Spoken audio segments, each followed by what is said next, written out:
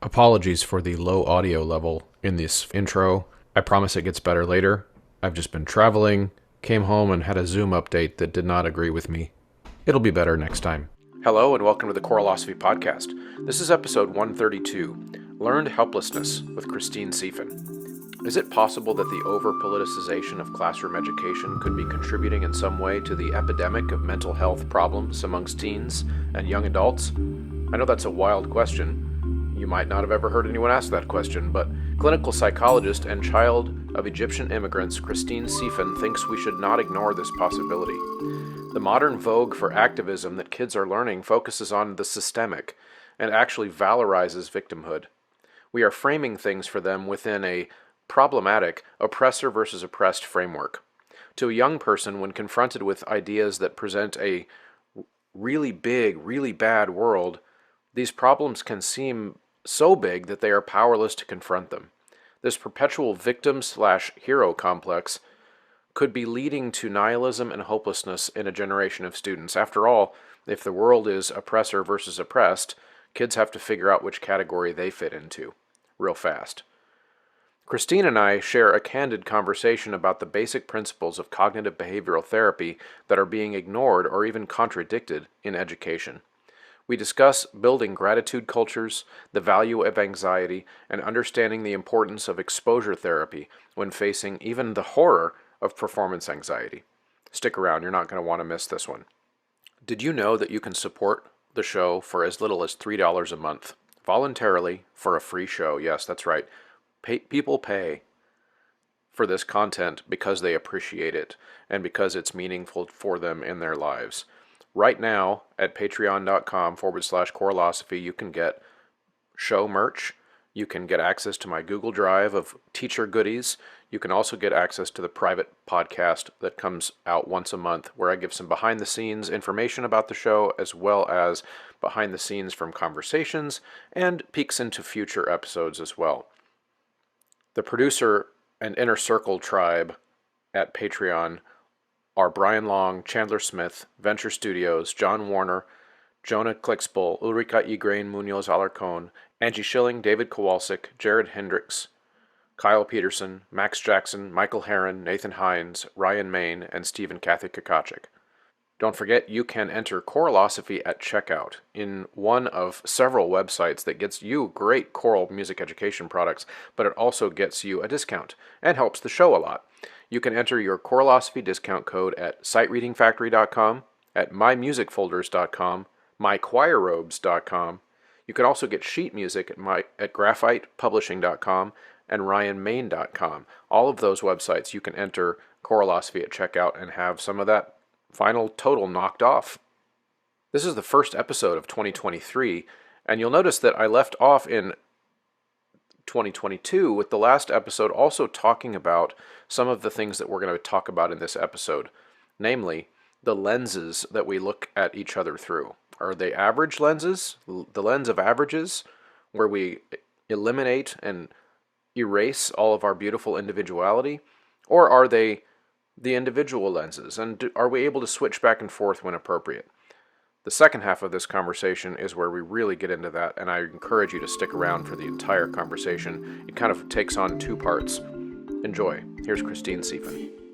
Okay, everybody, I am here with Christine Sefein. Christine Sefein is a clinical psychologist, and I am a teacher, so we don't have the same job, but we are going to talk about some of the parallels that exist between seeing a student in a classroom and serving as a mentor and as somebody who is trying to help them become better, and also a person who might go to see a psychologist who is also, in a way, trying to help them become a better version of themselves. I see a lot of parallels between those two professions, so I'm really excited to compare notes on some of the things that I am noticing in my profession with Christine Sefein. So, Christine, welcome. Hi, thank you so much. Yes, I'm absolutely just really honored to be here and to be able to hopefully shed some insight into what I'm seeing, have seen as an educator. I was also a professor of clinical psychology in a graduate school program here in California, as well as practicing and also supervising interns. So I've been on multiple sides of this the psychology world with students, with people in training to become therapists, with clients themselves, and also with parents who are dealing with their children and issues that are coming up for them at school. So there's definitely been quite a bit of overlap. I actually worked in a classroom during my intern years as a classroom therapist at a school that had Oh, very that's severe cool. needs children. Yes. So I am very much at home in that environment as well. Yeah, no, that's really interesting. Yeah. Now, if you would, before we kind of get into the meaty stuff, just share a little bit more, if you would, about your background in terms, like you said, you used to be a professor. You're not anymore. Would you be Yes. willing to share a little bit about what happened there? Yeah. I've been working in the profession of clinical psychology for about 18 years. And, I started off, I was an intern and I had actually gone to the same school I ended up teaching at later. And what's fascinating about that is to have experienced the program as a student and then to go back as a teacher, educator, let's say 15 years later, and experience such a shift, a radical shift in how the topics and the subjects in the classes, the curriculum was taught and addressed was jarring. And I didn't see it initially when I first started teaching. We can get to that at some point, I'm sure we will. But essentially, I knew I wanted to teach early into my career because as I was doing some of my internship work and then became licensed, I was working at a grief support center, actually, where we were providing trainings, continuing education units, things like that for other therapists about grief, how to work with grieving clients. We were training UCLA, USC medical students, first year medical students on death and dying and terminal illness and how to talk to their patients. And so all of that required somebody who was willing to, present essentially and teach and mentor. And then I started supervising um, budding clinicians as well. And I really enjoyed that too. I really enjoyed that mentoring aspect. So I'd always had this kind of pull toward teaching. And I left primarily because the political landscape that was emerging at the school, when I first started teaching there, I had a lot of autonomy. So they trusted everybody as a professional. And I started off as an adjunct professor. So I was kind of left alone. I taught a great grief class. People loved it. I used to get wait lists. It was a big thing. And then I started doing seminars for them that were shorter versions and just evolved into this wonderful place. And I had a lot of control and autonomy over what I taught, as long as, certain criteria were met. One of the criteria was that we would cover some social justice type topics. Let's say teaching diversity in grieving, which is very important and relevant. You do want to teach that because people do grieve in different ways. And culturally speaking, I've seen a lot of clients at that time who would say, in my culture, I can't show my emotion. But here I can. I can be free to grieve. So, of course, that's incredibly important. And the way that it was just talked about in terms of your classes at that time, it made a lot of sense. This idea of being culturally competent is what they like to say. It's Mm-hmm. just being aware that you're not the only culture out there and that you need to be open to learning about how people, experience the world, not just with grief, but with anything. So that to me made perfect sense. And I was fine and I was happy and I was, teaching and you know, uh, but the landscape kind of started to change a little bit. And that happened when I actually went from adjunct to full time. So when I was an adjunct professor, I wasn't involved in a lot of the decision making process in general about the school. I was only on campus to teach my class and I would leave. I never went upstairs to the department. I didn't have an office. Now, when I was hired to be, full time and to take on sort of additional responsibilities, um, I then got an office, which meant that I went up to the psychology department, where that's where my office was. And that was uh, enlightening, I guess we'll say, because I walked in and just from like minute one, right as soon as you open the door, there are signs everywhere that say, intolerance will not be tolerated. Fight back. Pictures with fists, people just fists like this saying, take Mm-hmm. back, your community, whatever. And I just felt this immediate, I it felt aggressive, and I almost felt like I was being yelled at by these flyers.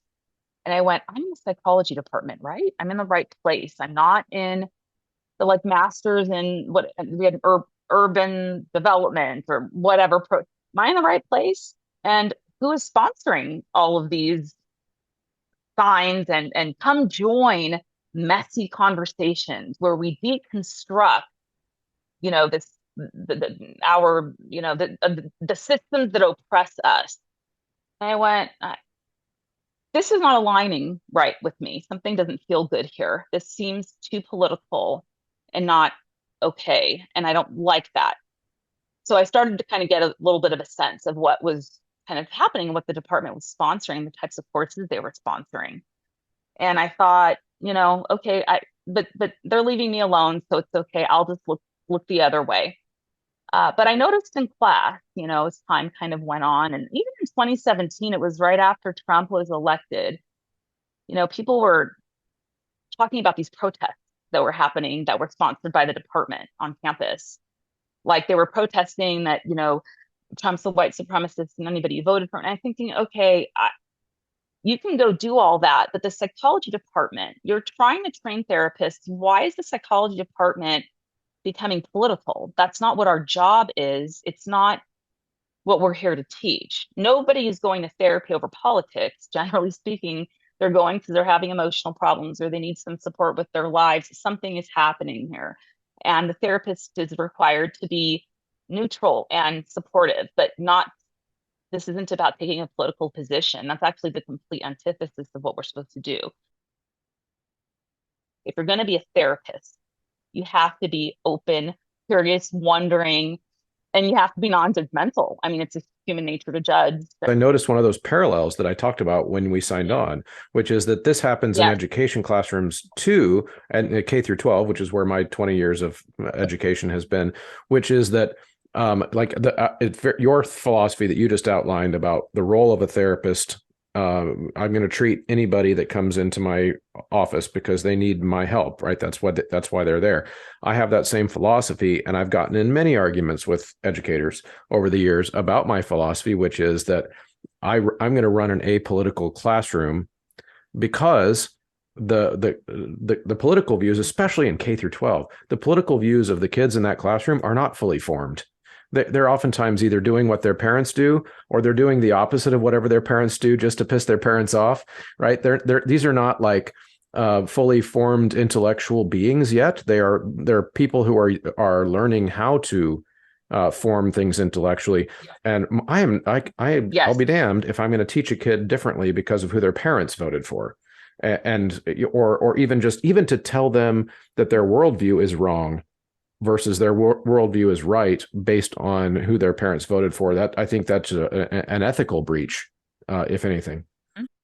100%. It's 100% an ethical breach. And, what in education, psychotherapy, all of these things, the idea, even for the patient, the client, the student, is to open up your worldview.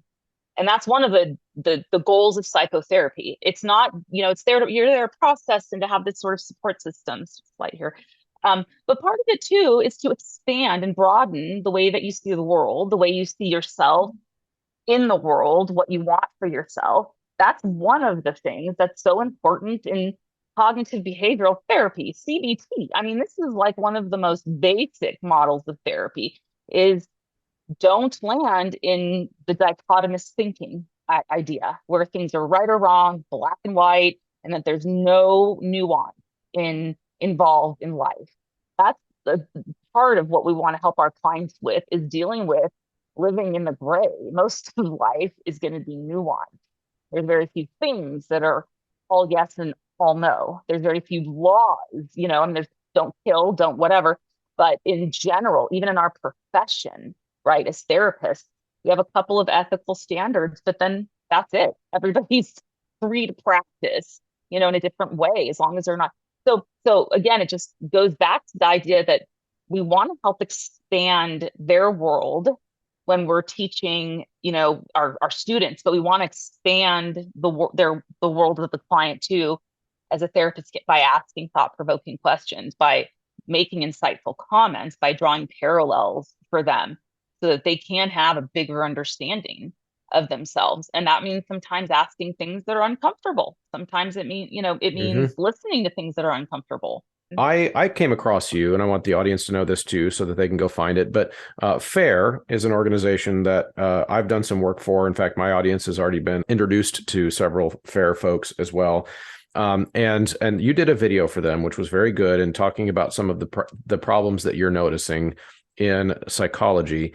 And one of the terms you used in that video, which is on their YouTube channel, and I'll put it in the show notes.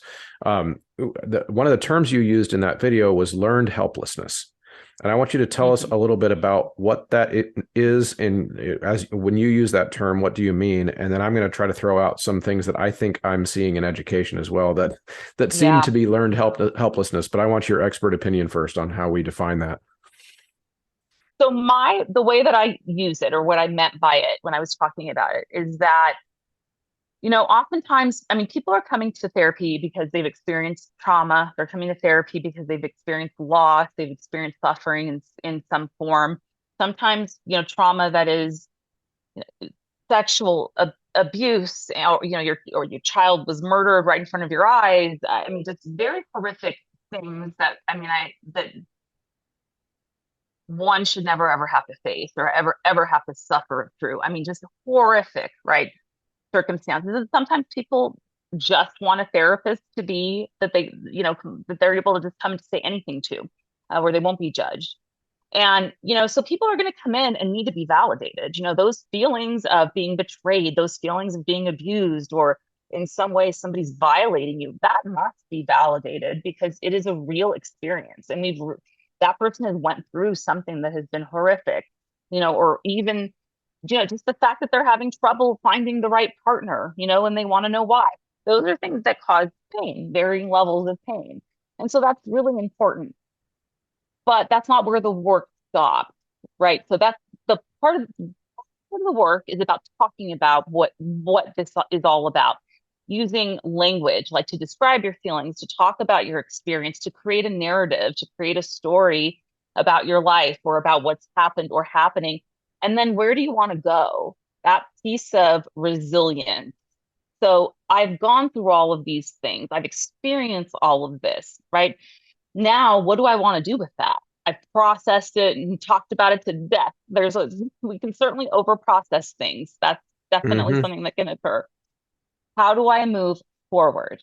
And part of the therapeutic experience is that you want to help people move forward eventually, so that they don't need you anymore, so that they actually don't have to come back, that you've at least equipped them with some tools to manage their lives, or their whatever's happening for them, and go forward. What tends to happen, though, if we have this learned helplessness, is that yes, we validate all of that, but this piece about resilience and moving forward doesn't occur, right? I end up getting stuck in this place of, this is just how it is. I'll never get over it. I'll never be able to move past it.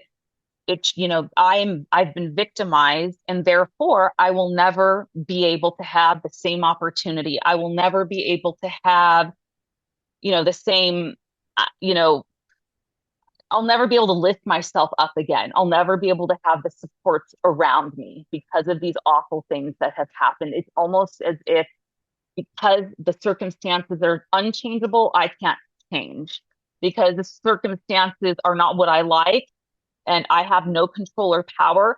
And things happen to us that we don't have power or control over, but we have power and control over how we respond, how we react, what we learn from it, what we take away from it. Hmm. So the Yeah. learned helplessness piece is almost just staying in this victimized place where the resilience doesn't exist, your own inherent ability to not just survive, but thrive, to be able to move forward, to incorporate, all of these things that you take from that experience, and develop them into your character and into who you are, into the quilt of your life, so to speak, and move forward knowing that it's never okay that this horrible thing happened. but I'm not going to let that define me for the whole rest of my life. It is not okay that these certain circumstances prevent me from doing X, Y, and Z, but that doesn't have to define my life. I can do something else. There's Yeah. another step I can take to move forward. The Well, and balance yeah, there and can be sorry, tough, we but have that's what we want, you know? yeah, no, absolutely. And I want to, my comment to that would be that you said that that some people will stay in a victim place or stay in a victim mindset or, and Yes. I think that what I'm seeing in the classroom and also in the culture is that we are in a culture that rewards that. In other words, Yes. we're in a culture that especially young people, you can score social points easily by simply presenting yourself as a victim to something, whether it be Yes. based on your sexuality or your skin or or even just that your mom took away your cell phone.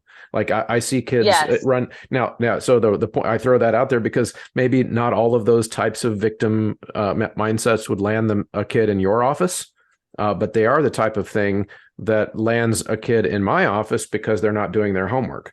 Right. So I think of it kind of Yes. like a spectrum. Maybe things aren't all clinical, but they're the same types of mindsets where, oh, I can't, Mr. Muntz, I can't do my Yes. homework because this, and this. And I'm like, okay. Or I'll have kids that, because they have a psychological disorder of some kind, they've been told that they can just step out of the room and leave whenever they don't feel comfortable.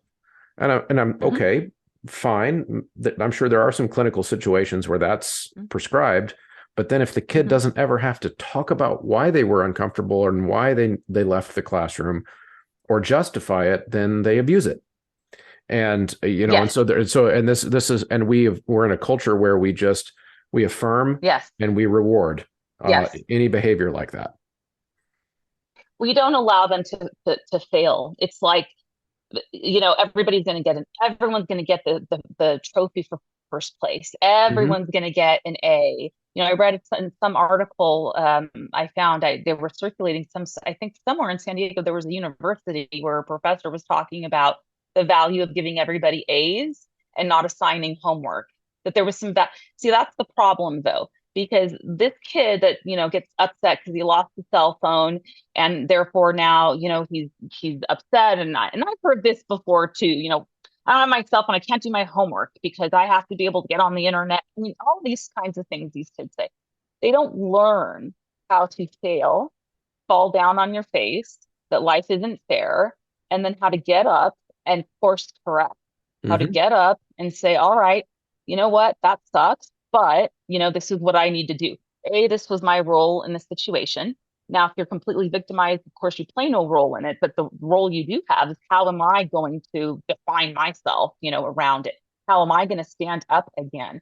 That's where the classroom is incredibly important in teaching. We think a lot about classrooms in general, K through 12, it doesn't, especially K through 12, and then college, the first 4 years.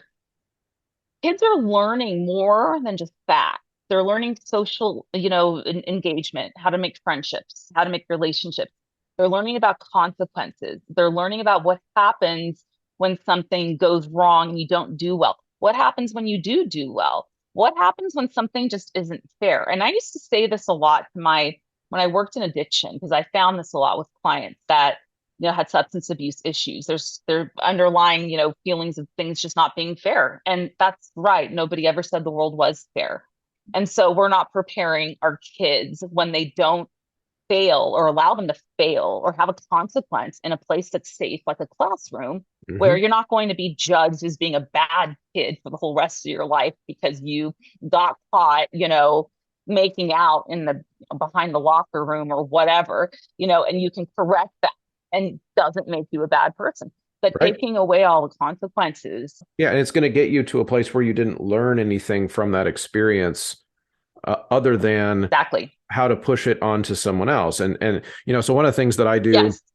in my classroom, which I feel like is pretty consistent with principles of CBT or cognitive behavioral therapy, but I'm not a therapist, and so you feel free to tell me if this is wrong.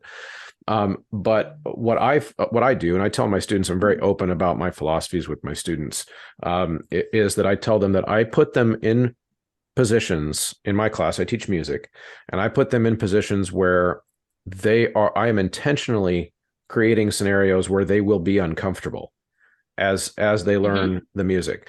In that, I'm going to give them the tools and I'm going to teach them how to do it, but I will not do it Hmm. for them.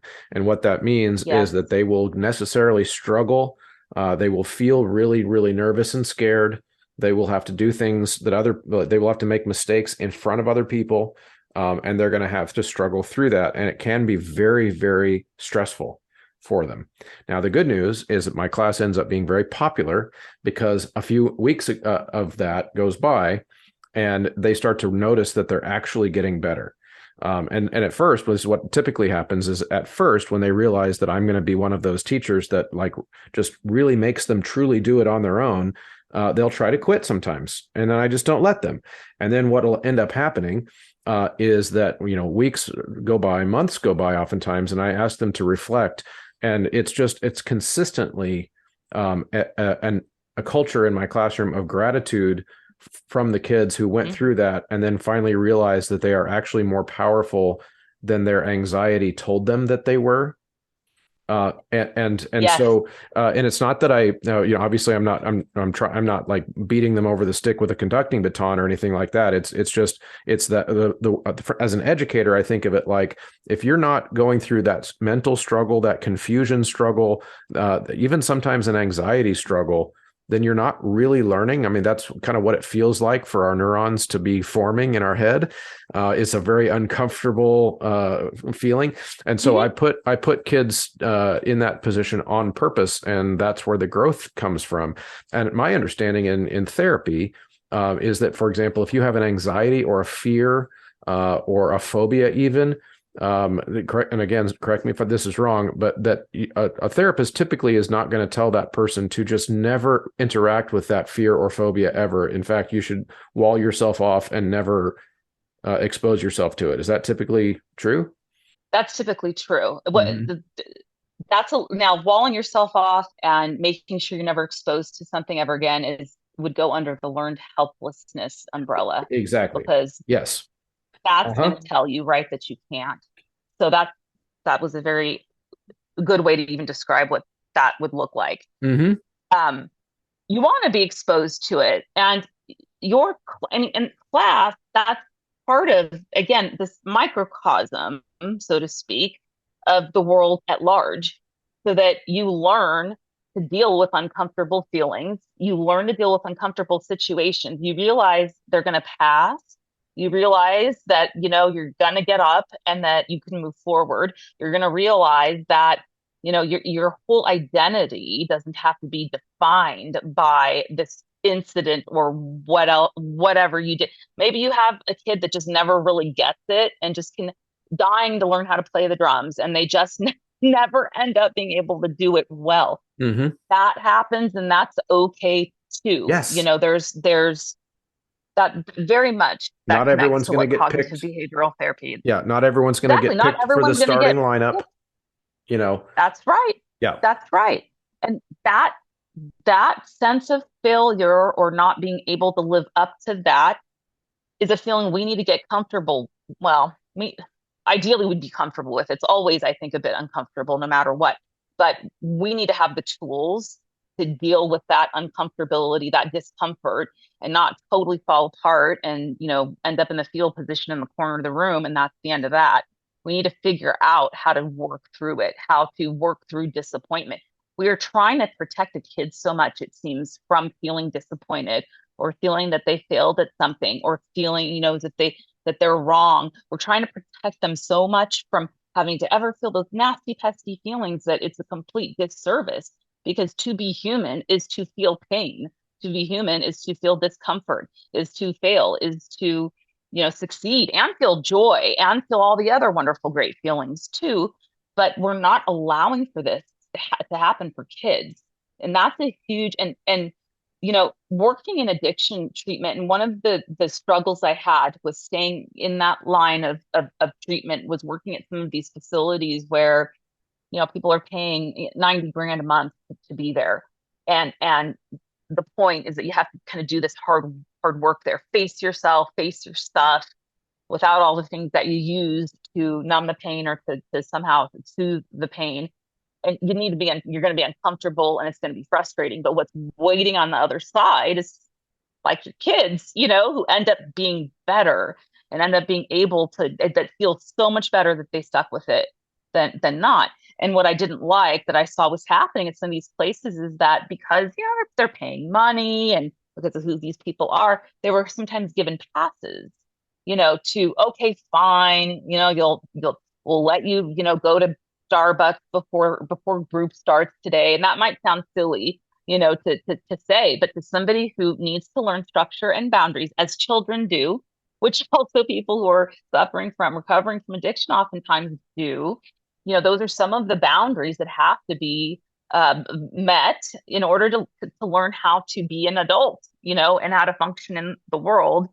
And that's part of why we want them to feel uncomfortable so that they can get through it. If your school or church are in the market for staging products like risers, shelves, podiums, movable platforms, all of the things that you need to set your choir up for success, I would like to strongly urge you to check out StageRight. StageRight's products are sturdy, they're durable, they're easy to use. I have personal experience with the acoustical shelves and some of the platforms that they have at StageRight, and I can tell you, compared to some of the more expensive competitors, they are a really great option to fit inside of a tight school budget, but also to give you the durability and usability that you need. So check out StageRight at stageright.com. One way or another, something from that will be growth rather than, hindrance, because we protected you from having to feel it. Yeah. Now, why do you think we're in this place where the basic tenets of cognitive behavioral therapy seem to be almost controversial? Like there would be some people listening to this that in my audience, because of how the culture and education is, yes, where they might be hearing like, oh, this makes me feel uncomfortable. The idea that you would have to sometimes be tough on kids or make them allow them to feel disappointment. That seems so mean. And after all, the world is a horribly unfair place with injustice and racism and inequality, wealth inequality, and the environment is burning down. And all these things since these things are clearly and obviously happening, how is it how did we get to the point where that is such a prevalent discourse to where we can't even imagine a scenario where kids could be truly developing this resilience the way we've been talking about it? Where does this come from? And I don't know. I think some of it, there's a big role to play in this critical social justice, because the reason it's so powerful, the critical social justice lens, anytime you hear that word critical, states that in any given scenario, there's a position of power and powerless, and that's it. So we're always working in this kind of paradigm here where you're either going to be in power and you're going to be an oppressor because of that power, or you're going to be powerless and you're going to be oppressed.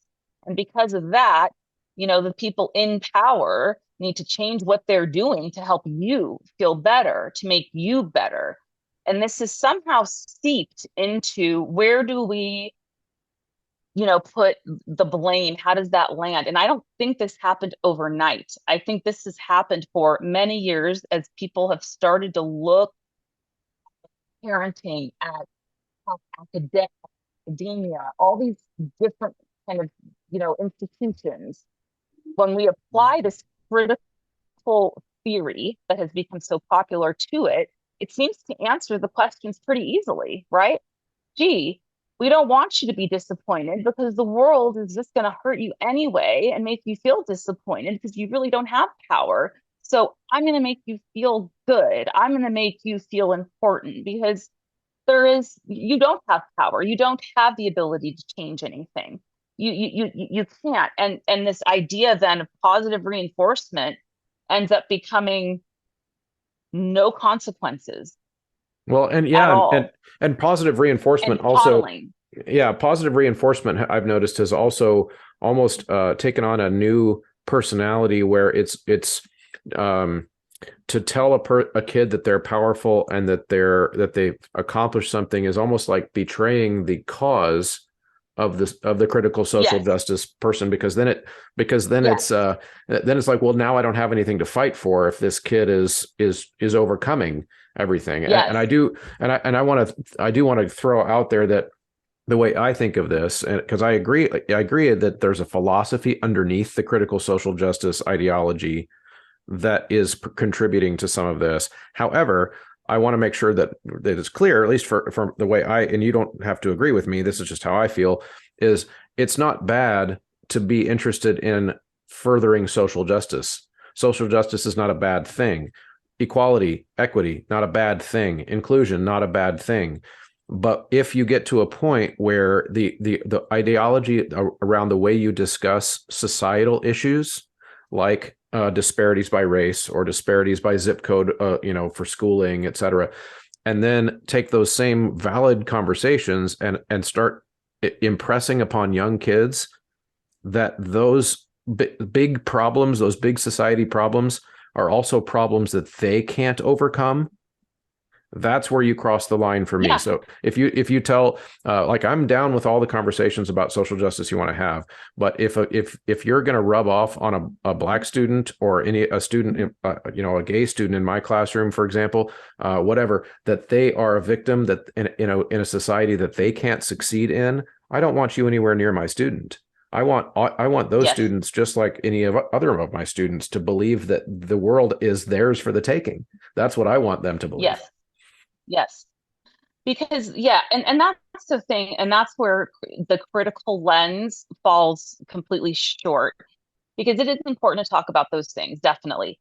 But that lens does not allow for nuance. It doesn't allow for Right. different, it's, unique experiences of something. It doesn't allow the space for, somebody, we have known this in psychology for ages now, that you can grow up two siblings in the same home with the same parents in the same circumstances and turn out completely different from one another, right? Because we all, well, let's look at the parenting. There's also, though, innate, qualities about us that sometimes are going to be activated in one way in this scenario and not in another. And your very same sibling isn't going to have that mechanism. Their mechanism will be different.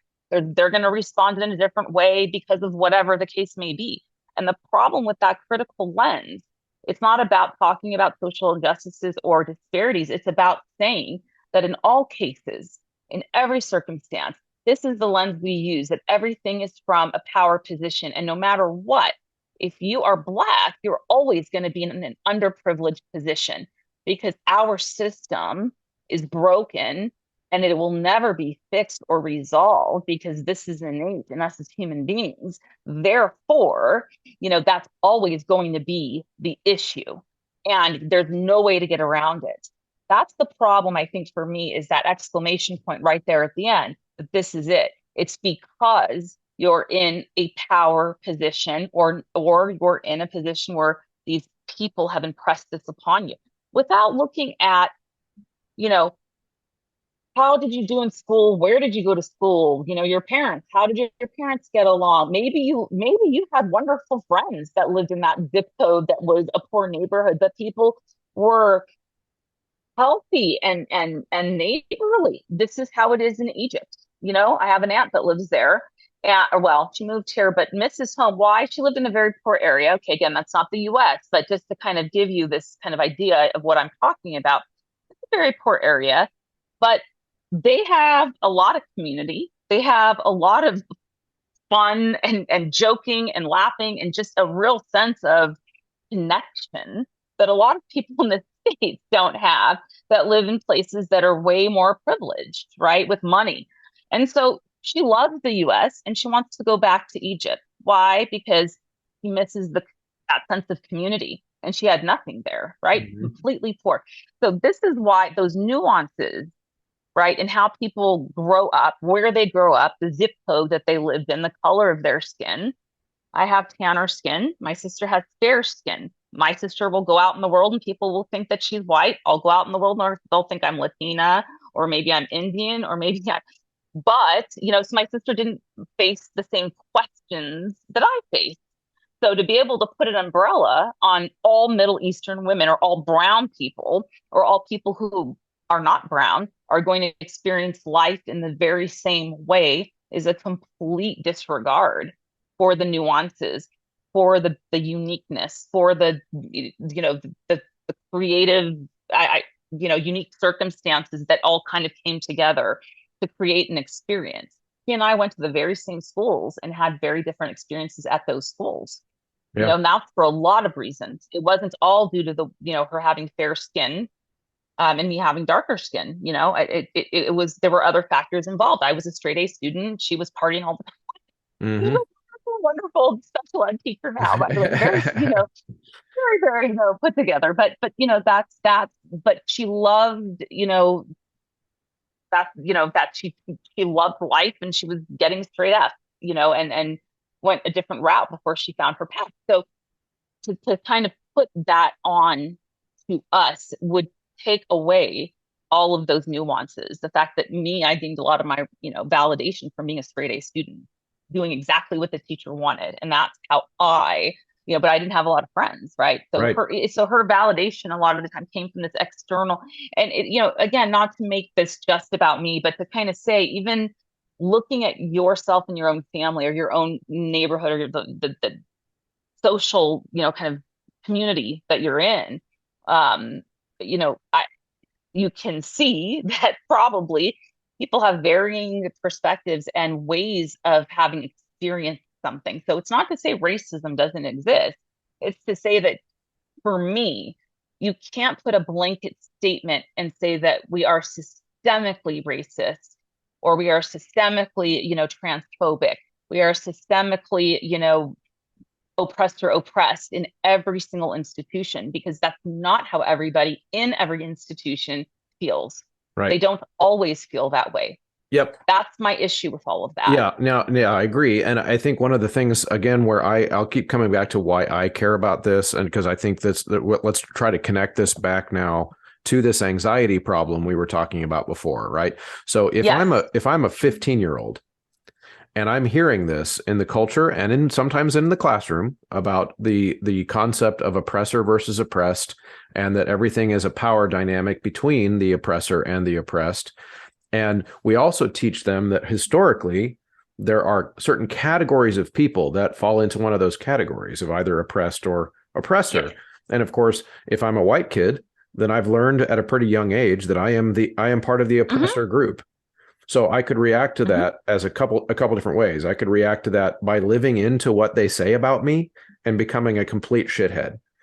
And then Yes. I could also live into what they're saying about me in a way that is shameful and retreat away and try to create an oppressed category for myself. So that people don't Yes. think I'm a horrible person.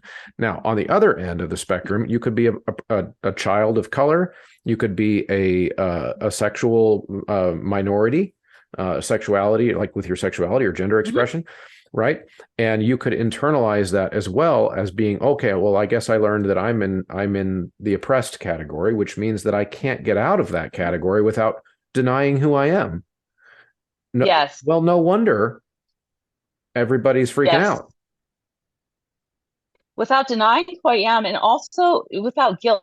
If I'm this 15-year-old kid, for example, and I don't buy in, let's say, to this idea that, I'm privileged because I'm a white man or whatever it is, and therefore I need to actively work every day at addressing my privilege to make sure that I'm aware of it and to do everything I can on a regular basis to unprivilege myself or Mm-hmm. to accommodate, the suppressed person, or make a reparation, this word reparation.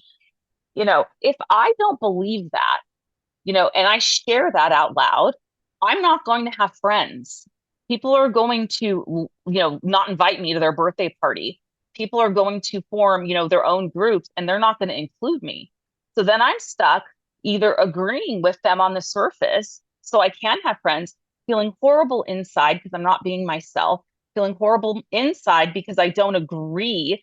And I think I should agree because maybe they're right. So you wonder, so much of this needing to belong is happening at these crucial age, and we all need to belong in general, but at these ages, needing to belong, needing to be accepted, it is much easier for me to accept this type of, ideology or what people are telling me, and have friends because they're all believing it or they're saying so at least. It's easier then for me to do that, to have friends, than it is for me to stick out because they're going to think I am a racist. They're not going to want to invite me to lunch, and then I start to wonder if I'm a bad person and maybe they're the right one. So this conflict, that's happening sometimes for these kids that are not maybe forthcoming because they don't feel they can be, this internal conflict is despair. Hmm. It's just such despair, and it's isolation and emptiness and loneliness. And, you know, you're wondering, well, this kid had friends and they were all together and popular and whatever, but that doesn't necessarily mean that that's how they were feeling inside. And we're not making it okay to feel differently. It's just not okay. It's not okay to come Hmm. out and say that, Yeah, So that agony and despair, where does it go? You self-harm, it, it goes to it. massive depression. I mean, Yeah, there's it all goes to sorts of hopelessness. right. It goes to hopelessness. It goes to Hopefully, yeah, anxiety, 100%, to nihilism. 100%. Like, Shame, yes. Denialism, absolutely. Going home and screaming at your parents, and realizing that because your parents said, wait a minute, we're not racist, that confirms that you are racist because they told me in school that you're either anti-racist or racist. And if you say, I'm not a racist, then you don't know your own privilege. That means you're not acknowledging it. So there you go. Now that's been confirmed. yeah, Here we go. yep. Right. And that's where, okay, now you're starting to see all these disruptions in the family unit as a result of some of these kinds of ideas. Right. And this show has the word philosophy built right into the title, core philosophy, because I'm a choir teacher who loves Yeah. philosophy. So I've read a lot of the philosophy that underpins this ideology. I'm a 43-year-old man who has read a lot of philosophy all the way back to Plato and Aristotle, and I'm a nerd and I really, really dig into it. So I can understand some of the arguments that underpin these oppressor versus oppressed narratives. And I can also understand that in an academic context where they oftentimes get written and discussed and passed back and forth in Mm-hmm. PhD papers and stuff, that there are arguments back and forth, even within those professions, about how to word these things and how to phrase them, how to explain them. My concern, though, is I'm not 15. 15-year-olds do not have the same background that Yes. I do in parsing out some philosophies. Well, first of all, I'll say I don't believe that any philosopher ever has gotten everything about the world right, ever.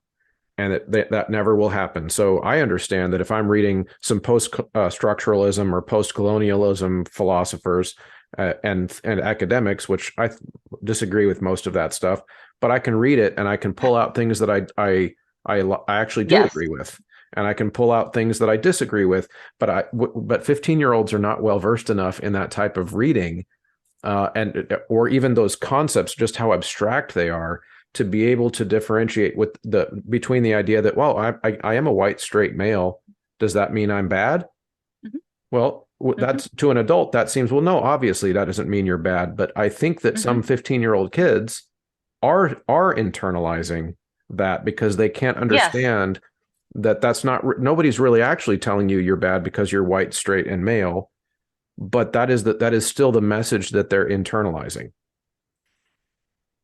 Yeah. And some of them are, I mean, and I've heard as young as first and second graders, just from going to school board meetings. I've attended several here, even though I don't have children of my own. I'm very distressed about what I see happening from K to 12, and I've spoken at a couple of them.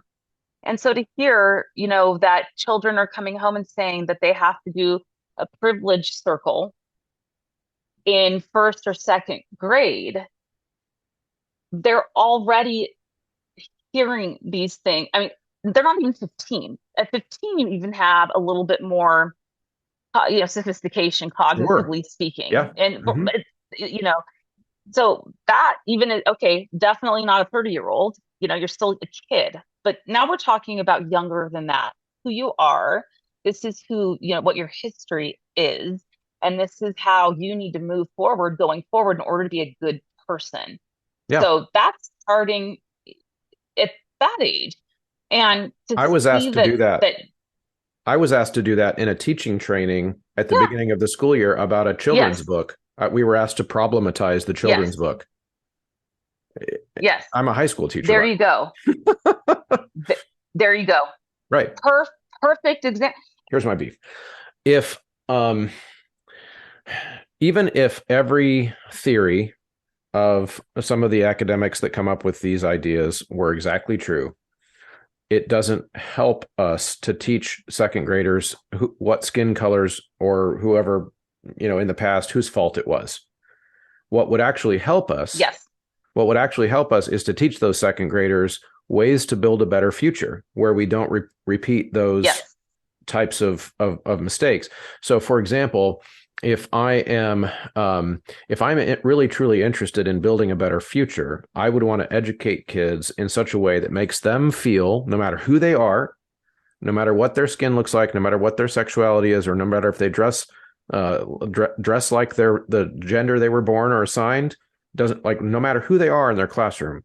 I want to teach those kids that they have power, that they can be good, and that they can be a force for positive change. And I want it to start there. And I want my kids to learn that from their teachers too. yes, Even my little, yes, my white kids, my privileged white kids, right? Because yes. if we really want to build a better world, we would want the privileged people, right? Because there are privileged people. I'm one. 100%. And 100%. we would want those people on the same team as the goal that we are working towards. And if we constantly demonize privilege and demonize what is a perceived advantage, then we run the risk of pushing privilege out of the team. And we need that. Like, we Yes, we need privilege to make the world better. yes, yes, Privilege is contextual. Mm-hmm. yes. It is contextual. It is not attached to color of skin necessarily, or gender, or any of those other immutable sort of characteristics, or anything like that. Privilege is attached to the social class, financial class. There's so many ways that people are privileged, and the critical theory does not accept that. That is where I have a huge problem with Yes, that word, is because it comes in many forms. right, because on average, you could say that on average, Black people in America are not as privileged. But the problem with thinking in terms of averages is that doesn't tell you anything about the individual person in front of you. And they're You both lose the important. nuance. Right, that's the nuance, right? Yes. So it's important to know the averages, because if we don't know the averages, we might miss some really important societal problems that we should be talking about. But then we should take off, like we said earlier, take off that lens, take off the average lens, Yes. and then look at the individual person lens. And I think sometimes we're struggling to teach kids to do that. And so, Yes. and I don't know why that is, other than just that we don't seem to know that that's a problem or want to do that. I don't know that we want to do that. I think we have become so politically correct and so walking on eggshells about saying anything that we've watered down, any of those opportunities to do it, Mm-hmm. because you can't say anything without then being judged immediately after. And that's the problem with political correctness. The fact that it's gone on the deep end because we're trying to protect people from themselves and from others, that we seem to know, whoever this we is, ominous we, what's best, or what matters, or how we should talk about something or address it. My sister, I mentioned her, she taught school in West Virginia. That is the poorest state in the US, if not the poorest. It's in the top three poorest. Okay. All whites there, all white mostly. Those kids don't have running water. Those kids are using wells. Those kids that she taught, yes, in 2022, I mean, she moved back a couple years ago, but it hasn't changed for them. There's no running water. You use a septic tank, is that what it's called, to dispose. You don't have Mm-hmm. sewage, you Mm-hmm. don't have plumbing. Her kids would come to school. Sometimes they don't have shoes on their feet because there's no social programs there. You can take and somebody that's in a, and I'm going to say something maybe controversial here. Maybe everybody will hate me. I'm going to say it. You can take somebody who's Black from Watts, okay, or Richmond from the triangles, what they call it, Northern California, kind of the most dangerous places, urban, poverty driven, and they have access to more resources than a white poor kid who lives in West Virginia that doesn't have plumbing, because we have allotted services for that. We will go out there with social workers and help them. They don't have all that in West Virginia. They don't have money for that in West Virginia. So Yes. if I'm going to look at privilege and compare it on that level, I'm going to tell you the most underprivileged person in that scenario is the poor white kid in West Virginia that doesn't have resources, rather than the poor Black kid here who may not know about the resources or not know how to access them, but they do exist. And if we reach out, we're going to be able to get them the And help they why? need. And that's exactly that. That might be controversial, No, but that's I'm going actually to a say really it, no. you Actually, know? that's a really good example of my point about failing to switch lenses from averages to individuals. Because Yes, exactly. the reason we don't know about those West Virginia kids is because the averages show us that white kids are doing better. And so Yes, they fall under the radar because the yes, averages of the suburban white families around the country yes, have lifted the averages, which doesn't help them at all in West Virginia, right? And it also 100%. obscures, and here's the thing that I uniquely see in the community that I teach in, because there's a pretty large Black population in my community. However, we don't have it's a suburban community, so it's mostly upper class to upper middle class Black families that live here, Yes, right? yes, And they fly under the radar too, in a way that I think is harmful that people don't realize, because because the averages from all those urban core yes, areas that we talked about before, the averages pull the statistics down for Black families, yes, and the kids learn about the averages in school, and yes, they learn that they just have things stacked against them, and what they don't learn is that get a good education, get move to the community that will, and which that's what my community is basically, is families who have moved out of the city to a suburban school district that can offer them better education, and their lives are thriving. And it's so yes, this is why it's dangerous to not switch lenses, is because you miss people who are really hurting and struggling because yes, you didn't see them with your lens, and you also miss the opportunity yes, to point out these stories of triumph of these families yes, that maybe they're like only first generation college graduates, and they've got wealth and they've got yes, income, and they've got, like, we should be able to talk about that. yes. My wealthiest friends from childhood are not white. They're Mm-hmm. Black, they're Indian, um, Black and Indian, those are the two. But those are my wealthiest friends from childhood. Mm-hmm. Uh, it, the, it, it, it, it's amazing. Their stories are amazing, and their stories is, especially my Indian friend, her immigration story is pretty incredible. And there's a lot of triumph to be had as well that is sort of watered down, as well as with my Black friend who's also extremely successful. Right. My parents never reached even half, of that, and for a lot of different reasons. Even as first generation immigrants, my Indian friend, her parents, the same thing. They didn't know English, same as my parents. I mean, same exact scenario, but her parents just did better for a lot of other factors, a lot of reasons. Their story hasn't really been told, either. So it's that averages, and I haven't thought about it like that before. And that's why I just love that you talked about it just now. It's a really good way to explain that when you're looking at average and statistic, that's where you lose the nuance. That's where you lose the uniqueness, the Yep. individuality of the person's experience, the context in which they grew up and how they were raised. And when all of this sort of BLM became a big thing, I was talking to my Black friend and I said, "What do you think about it?" And she said, "I think it's ridiculous." And I said, "Why?" And she said, "You called mom by her first name," but I'm not going to break her confidentiality. But let's say Sarah. She said, "Well, Sarah would never let me use, being Black as an excuse. You know how Sarah is, and her mom's very successful, so is her dad. Mm-hmm. So for her, What was there racism? 100%. She'll tell you stories that would make your head spin on what she experiences today as a Black woman. But it wasn't looked at as an excuse. It's a part of her story. It's a piece. It's a reason. It's a part of that quilt that I was Hmm. talking about that is her life. Yeah. Yeah. No, you're exactly right. You're exactly right. Saddens No, me. I think I'll say one more thing about averages, and then we'll kind of wrap up with some final thoughts. But Yeah. so here's how I just explain averages to my students and how dangerous they are. I teach a choir of 100 kids. So let's say there's 100 kids, and I measure all of their heights. And we probably got kids in Hmm. there that are 4'11" all the way up to kids that are 6'5". And let's say I write down every single height, and then I average out the heights. And let's say I get a 5'7 3/4" or something like that. That's the average height of Hmm. everybody in my choir.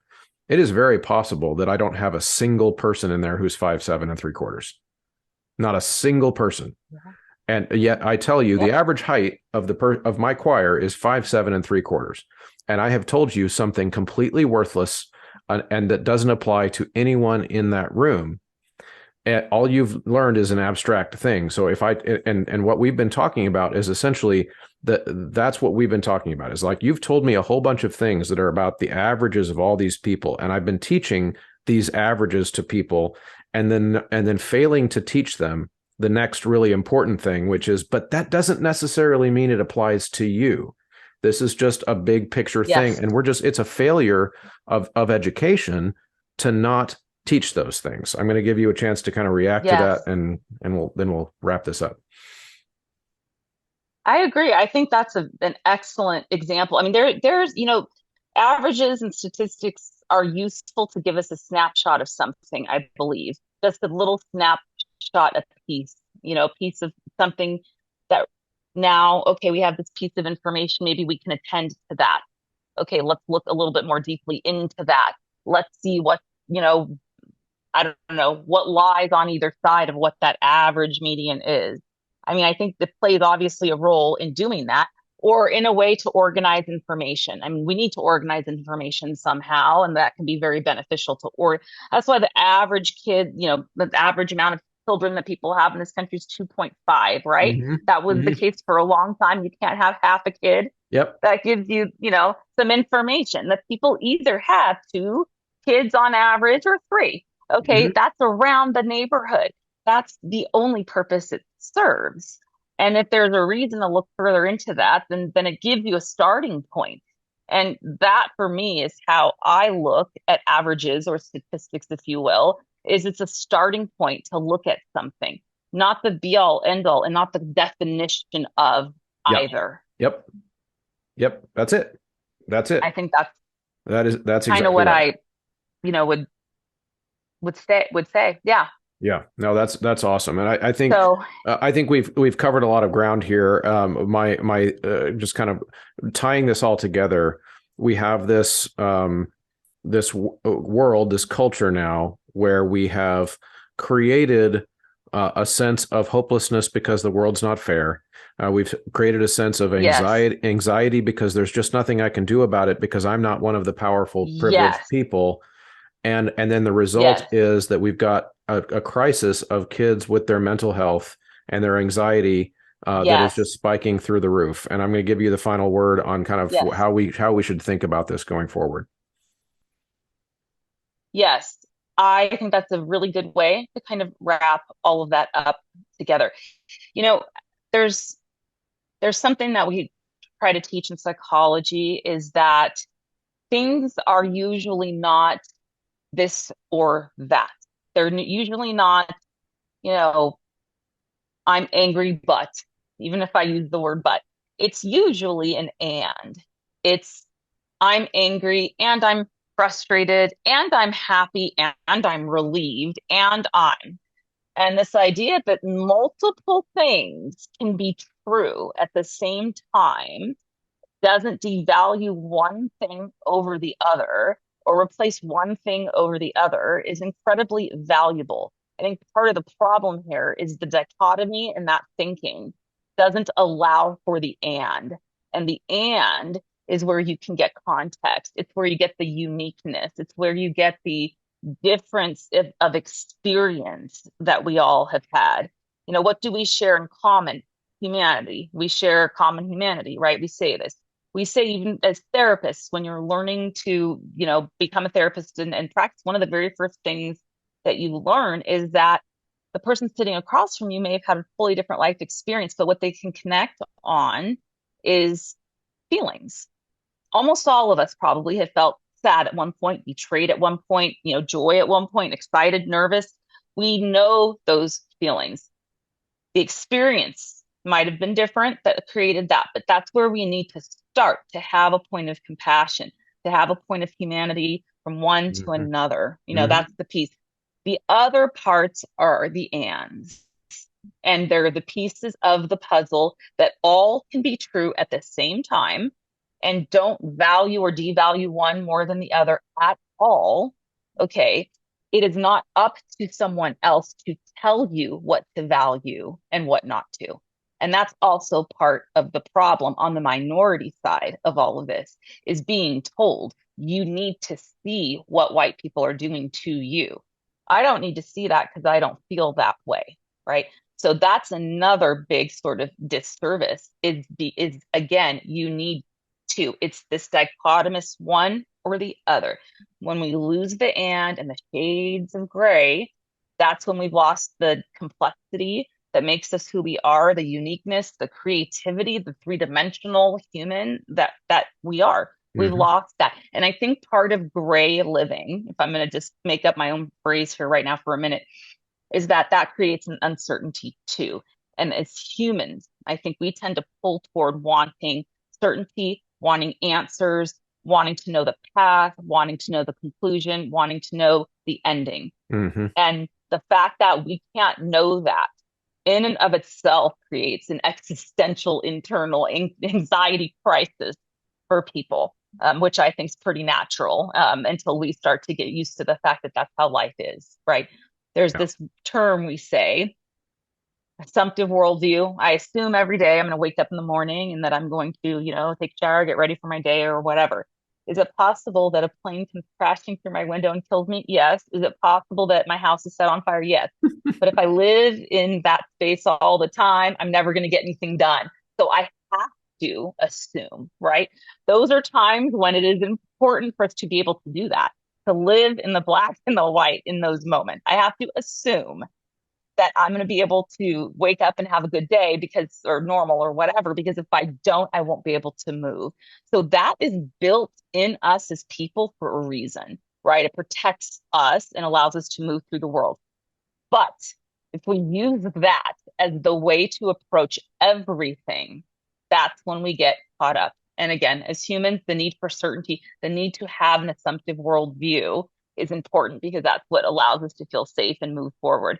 What we're talking about means, oh, gee, I have to open up this can of worms now if I'm going to look for nuance, if I'm going to look for the uniqueness, if I'm going to look for the things outside of the average. Yeah. And That's that's really awesome. difficult. Mm-hmm. Yeah.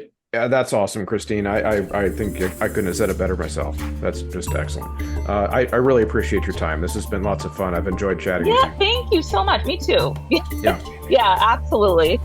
Thank you, as always, for sticking around to the end of an episode. If you found that thought-provoking, which I'm sure you did if you don't kind of hang around in those philosophical circles that I like to hang around in, then I would encourage you to continue the conversation at Coralosopher's Facebook page or with me privately at coralosophy@gmail.com. Another way to get in touch privately to have conversations off social media about things that you hear on the show is on the Patreon page.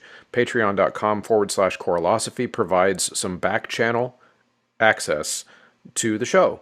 And I encourage you to jump on over there for as little as $3 a month. And of course, on the way out, don't forget to like, share, send this episode around, share it in a Facebook group, stir up the hornet's nest just a little bit. I always appreciate that. And of course, enter Coralosophy at checkout at one of the sponsor websites of this show. Thank you all so much.